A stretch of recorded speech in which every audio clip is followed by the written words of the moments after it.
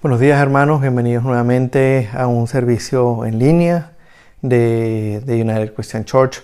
Hoy vamos a finalizar con nuestra serie de sermones sobre los atributos de Dios, pero antes de que continuemos, vamos a dedicar este tiempo en oración al Señor, pidiéndole que abra nuestro entendimiento, que abra nuestros ojos, nuestros oídos y nuestros corazones para recibir su palabra, para que seamos moldeados en el poder de su Espíritu Santo a la imagen de nuestro Señor Jesucristo.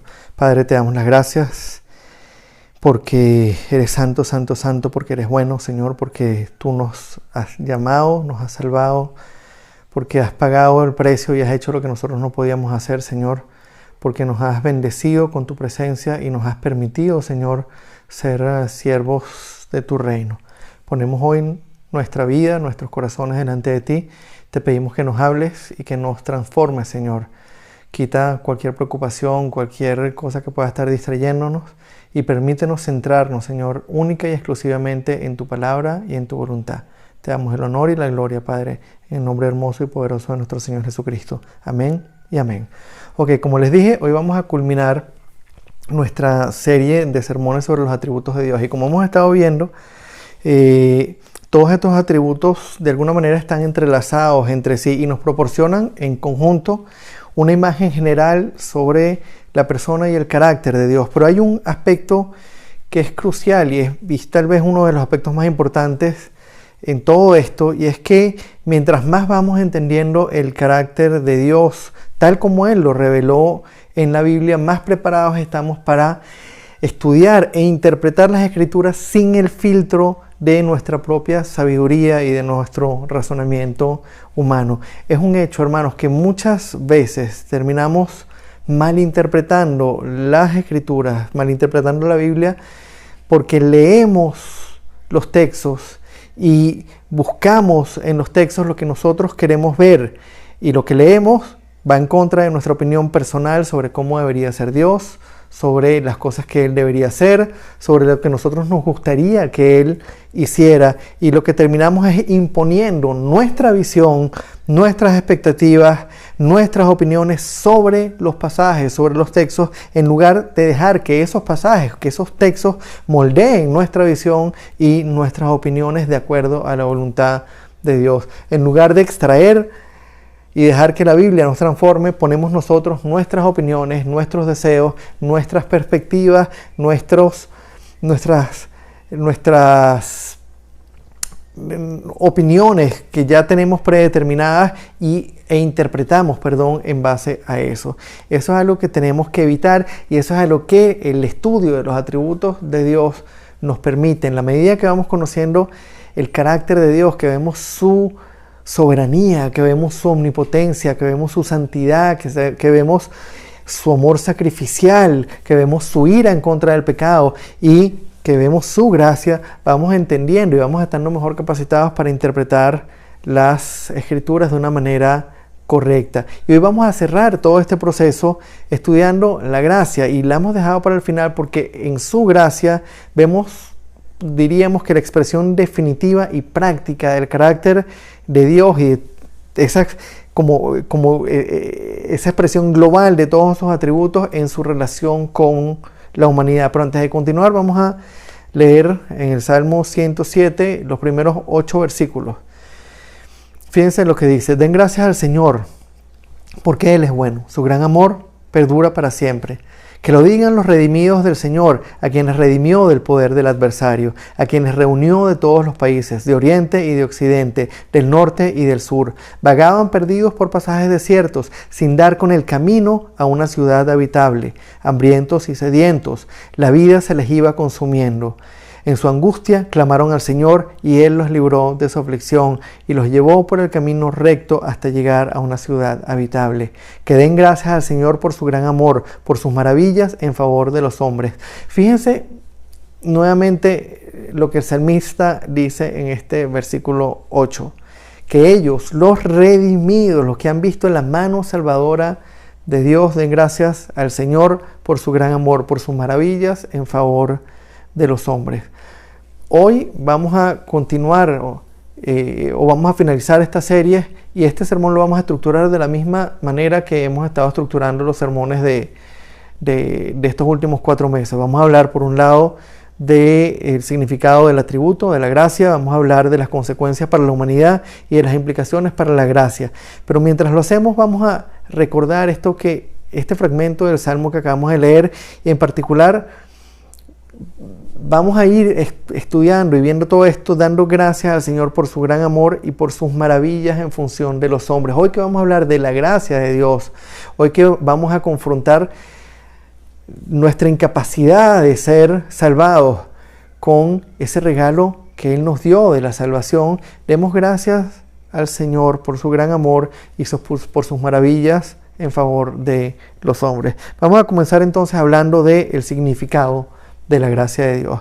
Tal vez uno de los conceptos erróneos más comunes de muchos cristianos sobre la gracia de Dios es que esto es un atributo exclusivo del Nuevo Testamento. La gracia de Dios, piensan muchas personas, es algo que vemos solamente en el Nuevo Testamento. La mayoría de los cristianos dirán que desde la crucifixión de Jesús estamos en el periodo de la gracia. Y esta es una opinión que está de alguna manera basada en distintos versículos, pero uno de los versículos que algunos arguyen para hablar sobre esto está en Juan capítulo 1, versículos 16 y 17, que dicen así: de su plenitud todos hemos recibido gracia sobre gracia, pues la ley fue dada por medio de Moisés, mientras que la gracia y la verdad nos han llegado por medio de Jesucristo. El problema con esta interpretación que mucha gente hace, que los lleva a pensar que la gracia es algo exclusivo del Nuevo Testamento, es que este texto lo que este texto pretende comunicar, no es que Dios ha mostrado su gracia solo después del nacimiento de Jesús, sino que todas las manifestaciones de su gracia se basan en el sacrificio y la resurrección de Jesús. Y recuerden que ese sacrificio y esa resurrección estaba planificada desde antes de la creación del mundo. No fue una casualidad la cruz. El sacrificio de Cristo estaba planificado desde el principio de los tiempos. Cada vez que Dios derrama su gracia sobre los seres humanos, lo hace basándose en el hecho de que a través de la cruz, su propia justicia, el justo castigo por el pecado, fue cumplido en Jesús. Es solo gracias a ese cumplimiento que Dios puede ofrecer perdón. Es solo gracias a ese cumplimiento de la justicia de Dios en la persona de Cristo a través de su sacrificio que Dios puede ofrecer perdón a un pecador y no castigarlo sin poner en juego su propia justicia. Si Dios perdonara sencillamente porque sí, sin que se cumpliera su justicia y sin que el castigo se llevara a cabo, eso lo convertiría a Él en un Dios injusto. Para que Él pudiera ofrecer ese castigo, alguien debía morir, y el que murió fue su Hijo. Antes de la venida de Jesús, esa gracia maravillosa ya estaba presente. La vemos expresada a lo largo de todo el Antiguo Testamento, pero estaba sustentada en una promesa, en la promesa del Mesías. Toda la gracia derramada sobre los hombres en el Antiguo Testamento estaba sustentada en la promesa del Mesías. Cuando vamos al Nuevo Testamento, cuando pasamos la página y vemos la historia de la humanidad luego del nacimiento, el ministerio, la muerte y la resurrección de nuestro Señor Jesucristo, esa gracia ya no está sustentada en una promesa, sino en el cumplimiento de esa promesa, en lo que ya Cristo hizo y cumplió en la cruz, pagando el pecado y pagando el precio por el pecado de los que no lo podíamos pagar, tomando el lugar de los pecadores. En pocas palabras, hermanos, la gracia de Dios está completamente ligada a la cruz. Así que la pregunta es, ¿qué es esa gracia? ¿Cómo definimos esa gracia? Y en pocas palabras, podemos definirla como un regalo inmerecido. Pero de nuevo surge otra pregunta. ¿Qué clase de regalo? Y en esencia, la gracia de Dios es la expresión de su amor y su bondad hacia los pecadores que no merecían ni ser amados ni recibir ninguna otra cosa buena de parte de Dios. Ahora, esa expresión de amor, esa expresión de bondad que se recibe gratuitamente, que es recibida gratuitamente por los receptores, por el pecador, no fue gratis para Dios. Esa gracia que fue gratis para nosotros tuvo el mayor costo de la historia para Dios. El costo, el precio que Dios pagó por esa gracia fue cada gota de la sangre que Jesús derramó en la cruz del Calvario. En pocas palabras, hermanos, el costo de la gracia de Dios es tan grande como su propia ira en contra de nuestros pecados, porque esa fue la ira que Él derramó sobre el Hijo. Esa ira fue la que Él derramó sobre Cristo en la cruz a causa de nuestros pecados. ¿Ven hasta qué punto nosotros como cristianos solemos despreciar o menospreciar la gracia de Dios? ¿Pueden ver por qué es tan importante entender la realidad de nuestra naturaleza pecaminosa, el impacto de la cruz y el costo de esa cruz para Dios, para Jesús? Hermanos, no podemos ver la gracia sencillamente como algo que Dios, un regalo inmerecido. Es un regalo inmerecido, pero es el regalo más costoso de la humanidad. Es el regalo más costoso de la historia de la humanidad. Esa gracia, el costo de esa gracia fue cada gota de la sangre de Cristo. Esa sangre que Él derramó en la cruz por nuestros pecados. Esa es la gracia de la que se habla. Esa es la gracia que nos salva. Esa es la gracia de la que hoy estamos hablando. No es cualquier regalo inmerecido. Es un regalo inmerecido que costó la sangre de Cristo. Y pensando en esto, vamos a pensar en cuáles son las consecuencias de esa gracia para toda la humanidad. Y hay un texto en el Nuevo Testamento que describe esas consecuencias de una manera tremendamente clara. Está en Romanos capítulo 3. Vamos a leer primero los versículos 19 y 20. Ahora bien, sabemos que todo lo que dice la ley lo dice a quienes están sujetos a ella, para que todo el mundo se calle la boca y quede convicto delante de Dios. Por tanto, nadie será justificado en presencia de Dios por hacer las obras que exige la ley. Más bien, mediante la ley cobramos conciencia de pecado. Unos pocos versículos antes de este pasaje, Pablo citaba en el Antiguo Testamento diciendo que no hay uno justo, nadie que haga lo bueno, nadie que busque a Dios. Y ahora nos dice que a la luz de la ley de Dios, toda boca es silenciada y que el mundo entero rendirá cuentas a Dios. Y nos dice luego que el propósito de la ley no es, por tanto, ya que nadie será justificado por las obras de la ley, ya que nadie puede cumplir la ley, entonces el propósito de la ley no es justificarnos, sino hacernos conscientes de nuestro pecado. Y esto es crucial, hermanos, porque no hay manera de entender y disfrutar la gracia de Dios si no somos realmente conscientes de nuestra naturaleza pecaminosa. Vamos a continuar leyendo a partir del versículo 21. Vamos a leer hasta la primera parte del versículo 25. Pero ahora, sin la mediación de la ley, se ha manifestado la justicia de Dios, de la que dan testimonio la ley y los profetas. Esta justicia de Dios llega mediante la fe en Jesucristo a todos los que creen. De hecho, no hay distinción, pues todos han pecado y están privados de la gloria de Dios. Pero por su gracia son justificados gratuitamente mediante la redención que Cristo Jesús efectuó. Dios lo ofreció como un sacrificio de expiación que se recibe por la fe en su sangre para así demostrar su justicia. Como podemos ver aquí, el propósito final de Dios con su gracia es imputar su propia justicia a los pecadores, pero no a todos y cada uno de ellos. El versículo 2 lo dice claramente. Esta justicia de Dios llega mediante la fe en Jesucristo a todos los que creen. Esta justicia de Dios llega mediante la fe en Jesucristo a todos los que creen. Amados, el mensaje del Evangelio es tan simple y tan poderoso que es difícil de creer.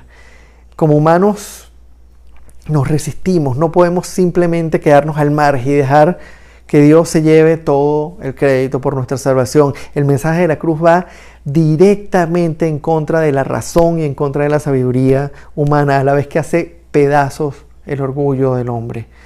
Permítanme citar nuevamente los versículos 23 y 24. Pues todos han pecado y están privados de la gloria de Dios, pero por su gracia son justificados gratuitamente mediante la redención que Cristo Jesús efectuó. Hermanos, de esto se trata el Evangelio, simple y llanamente. Pues todos han pecado y están privados de la gloria de Dios, pero por su gracia son justificados gratuitamente mediante la redención que Cristo Jesús efectuó. Un mensaje claro y simple, pero aun cuando es claro y sencillo, aun cuando es claro y simple, el corazón pecaminoso de los hombres se resiste, es incapaz de creerlo.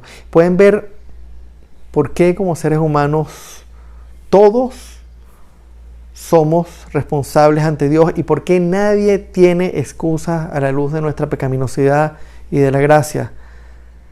Hermanos, no podemos como cristianos, cuando compartimos el Evangelio con el mundo, endulzar ni diluir el mensaje. El Evangelio debe ser predicado como Cristo lo enseñó, como la Biblia lo especifica. Si alguien va a ser salvado de la condenación eterna, esa persona necesita escuchar todo el Evangelio, comenzando con las malas noticias del pecado, con las malas noticias del infierno y terminando con el sacrificio expiatorio de Jesús en la cruz.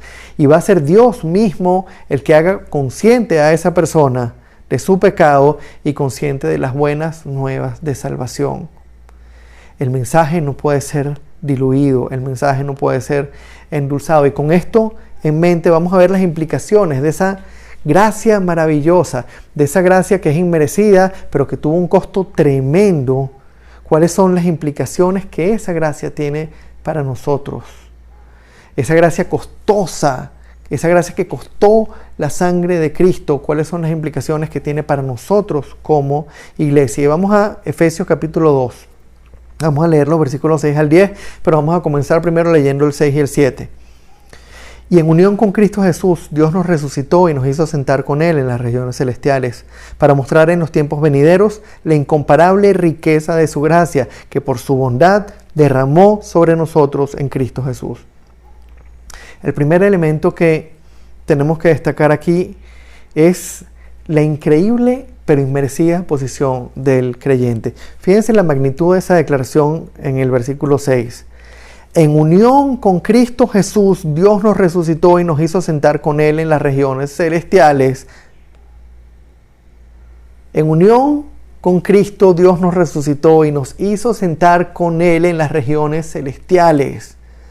Amados, ninguno de nosotros merecíamos ser salvados. Ninguno de nosotros merecíamos la sangre de Cristo. Y si somos realmente honestos, una vez que fuimos salvados, lo que debería haber hecho Dios era ponernos un cartelito que dijera: obra en construcción, cuidado, cristiano en proceso. Sin embargo, lo que la palabra nos dice es que en lugar de ponernos un cartelito que dice en proceso, Dios nos sentó juntamente con Cristo en las regiones celestiales. Aun cuando nos falta, aun cuando somos una obra en proceso, aun cuando realmente estamos en construcción, Dios nos resucitó con Cristo y nos sentó con Él en las regiones celestiales. ¿Se dan cuenta de la magnitud de esta declaración, del beneficio inmerecido que estamos recibiendo, de la magnitud de este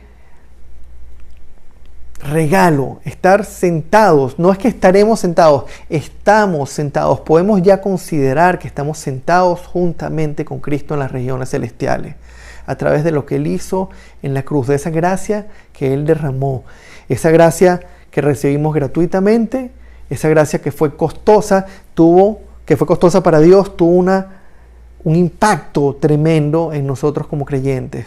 Fuimos resucitados juntamente con Cristo y sentados con Él en las regiones celestiales. Pueden ver la magnitud de la gracia y el impacto que tiene en nuestras vidas.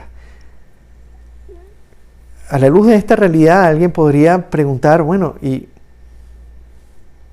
por qué haría Dios todas estas cosas? ¿Por qué tomar unos individuos, unos seres caídos que lo han negado, que se la pasan pecando, que han vivido de espaldas a Él, y ofrecerse en la cruz por ellos, limpiando sus pecados y ofreciéndoles una justicia que no les pertenecía, para sentarlos juntamente con el Hijo en las regiones celestiales?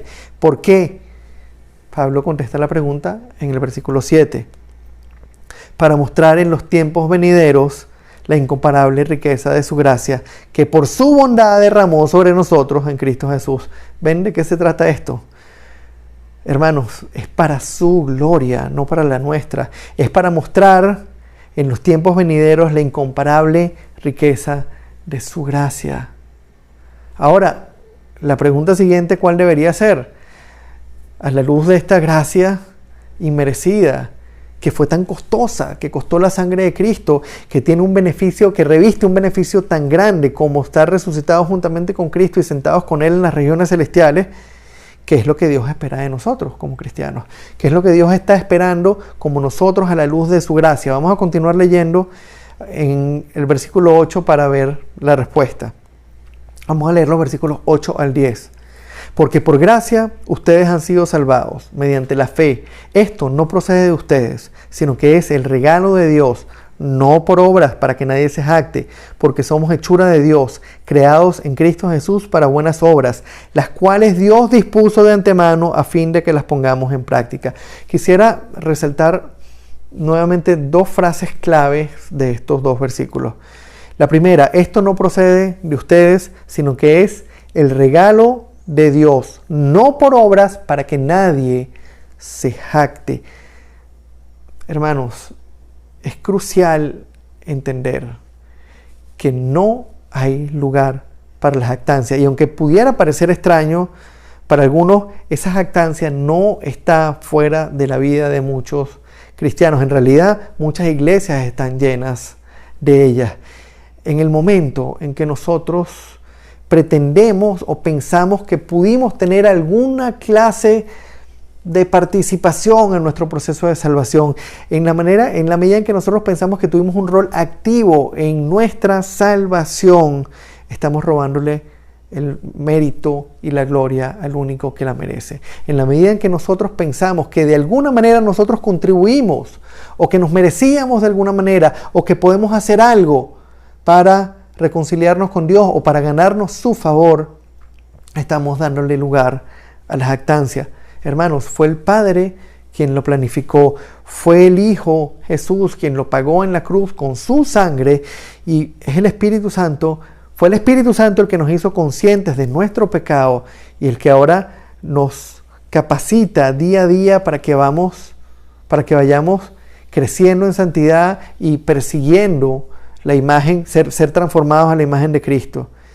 Debemos reconocer, hermanos, que somos criaturas caídas y que nuestro corazón va a impulsarnos a la jactancia, y debemos entender y escudriñar y ver hasta qué punto, aún sin darnos cuenta, podemos estarnos jactando de tener algunos méritos en nuestra salvación o en nuestra santificación.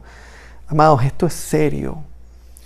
Necesitamos ver esto desde la perspectiva de Dios. No queremos estarle robando el mérito a Dios, bueno, como si fuera posible, pero no queremos estarle robando el mérito al que nos dice claramente que no tenemos ningún mérito, al que nos creó, al que nos compró, al que nos redimió con su sangre,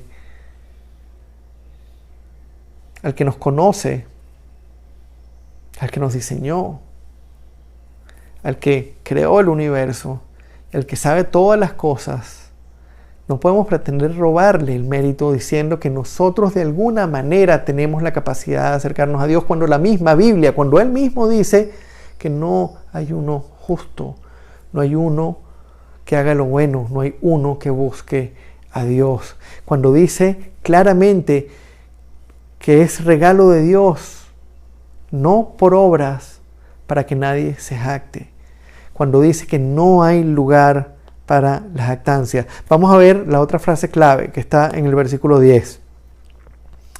Dice, porque somos hechura suya, creados en Cristo Jesús para buenas obras, las cuales Dios dispuso de antemano a fin de que las pongamos en práctica. Hermanos, una vez que nos demos cuenta hasta qué punto dependemos enteramente de la gracia de Dios, no solo para nuestra salvación, sino para nuestra santificación, para nuestro caminar diario con Él, es que vamos realmente a experimentar la alegría de ser hechura de Dios, de ser obra de sus manos. Y esa ilustración que él utiliza del alfarero, de una masa de barro que está siendo moldeada por el alfarero de acuerdo al puro deseo y la pura soberanía del alfarero, sin que el barro tenga la menor posibilidad de decir, quiero que hagas esto o aquello de mí. Esa es la imagen.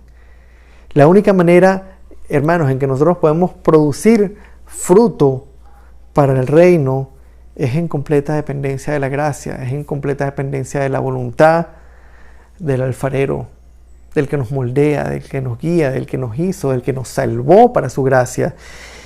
Es esas obras que Él quiere para nosotros fueron preparadas por Él de antemano, y no hay manera que nosotros lleguemos a saber cuáles son esas obras si nos pasamos la vida buscando o investigando o tratando de discernir en los lugares equivocados. Vamos a ponerlo de manera sencilla. El único lugar válido para entender cuáles son esas obras que Él preparó de antemano para que caminemos en ellas es la Biblia.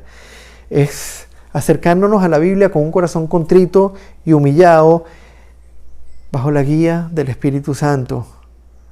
Hermanos, tenemos que dejar de buscar orientación para nuestra vida cristiana en fuentes centradas en el ser humano, en cualquier fuente que no esté centrada en Cristo y en lo que Él reveló a través de las Escrituras, en cualquier fuente que no nos ofrezca el verdadero mensaje del Evangelio y la verdadera sabiduría del cielo, aun cuando esas fuentes pretendan ser iglesia, aun cuando esas fuentes se llamen a sí mismas cristianas.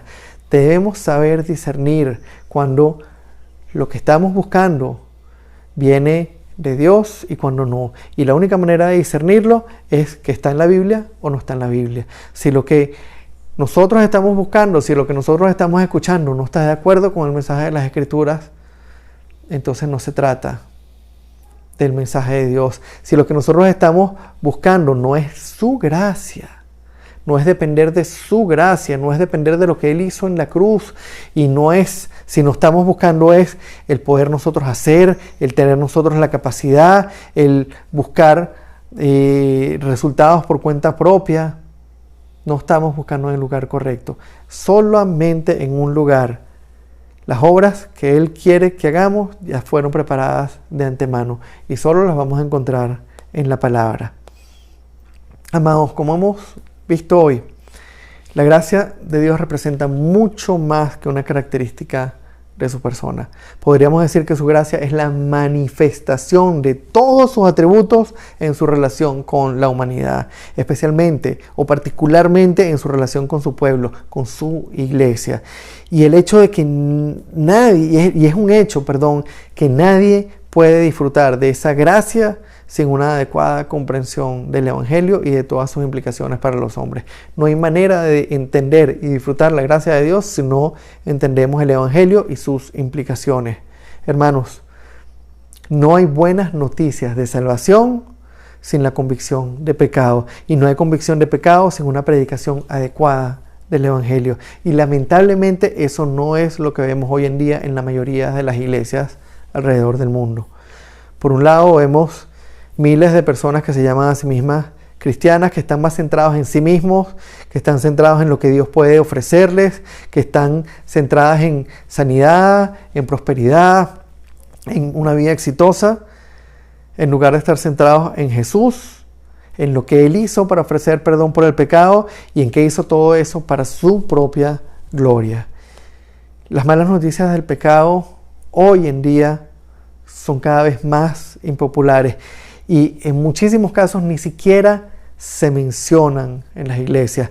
La esencia del evangelio falta en la mayoría de los púlpitos hoy en día. Por otro lado, tenemos cristianos que se resisten a la idea de un Dios soberano que asume absolutamente toda la responsabilidad sobre la salvación de su pueblo. Un Dios soberano que no comparte su gloria ni sus méritos con nadie. Y esto nace sencillamente de nuestro corazón pecaminoso. El pensar que no podemos hacer nada y que dependemos enteramente de Dios, que ni siquiera podemos decidir por Él. Si Él no nos hace primero conscientes del pecado, no nos presenta nuestra realidad y no nos presenta su santidad y nos presenta nuestra situación terrible para luego presentarnos la cruz y no darnos ni una opción, sino caer delante de Él en la medida en que negamos o que buscamos la vuelta o que pensamos que de alguna manera podemos contribuir con esa salvación, ya sea con una decisión, ya sea con una obra, ya sea con una acción. Pensar eso es ir en contra de la gracia. La sola idea de depender exclusivamente de la gracia, si la compartimos con algunas personas, puede llegar hasta ser ofensiva para algunos cristianos.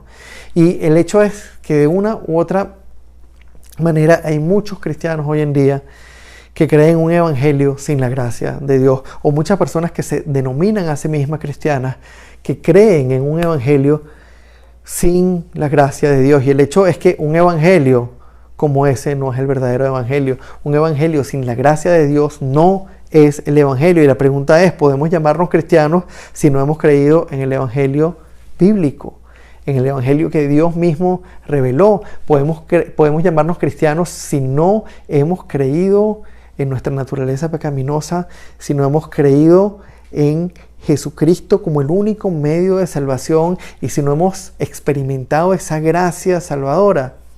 Definitivamente no. Amados, no hay evangelio sin el pecado, no hay perdón sin la cruz, no hay cruz sin la gracia. Dios está exhortando a su pueblo, te está exhortando a ti, me está exhortando a mí, está exhortando a cada cristiano, así como está exhortando como ha exhortado a través de la historia a cada uno de sus siervos durante siglos, a dejar de lado cualquier confianza que podamos tener en nuestra propia capacidad para complacer a Dios, para acercarnos a Él, y a confiar únicamente en su gracia como el fundamento de nuestra relación con Dios. Hermanos, nuestra relación con Dios no se basa en nuestras obras. Nuestra relación con Dios no se basa en nuestra capacidad, en nuestra inteligencia, en lo que nosotros podemos ofrecerle a Él. Nuestra relación con Dios se basa en su gracia, en lo que Él hizo, en lo que Él pagó, en la oferta que Él nos hizo, que fue tremendamente costosa, infinitamente costosa, que costó la sangre de su Hijo, pero que nos la da gratuitamente y que genera un beneficio tremendo porque somos resucitados juntamente con Él y sentados juntamente con Cristo en las regiones celestiales. Esa es la gracia. Y los invito a renovar ese viaje del que hablábamos el domingo pasado, ese viaje personal a través de las Escrituras, o si no lo han comenzado, a iniciarlo.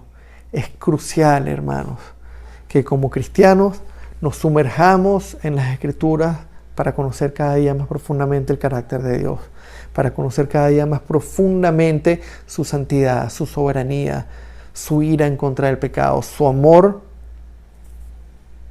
sacrificial, pero condicionado a la cruz, su gracia inmerecida, costosa y con esos beneficios tremendos, que nos sumerjamos en las Escrituras para irlo conociendo cada vez más, y mientras más lo conozcamos, ir entendiendo e ir estando mejor capacitados, por un lado para entender las Escrituras, pero también estar más prestos y más conscientes de la necesidad que tenemos de depender cada segundo para cada cosa de Él. Los invito a que nos acerquemos a las Escrituras con un corazón contrito, con un corazón humillado, con un corazón humilde, aceptando lo que Dios tiene que decirnos sobre Él, sobre su persona, sobre su carácter y sobre nosotros, sobre nuestro pecado.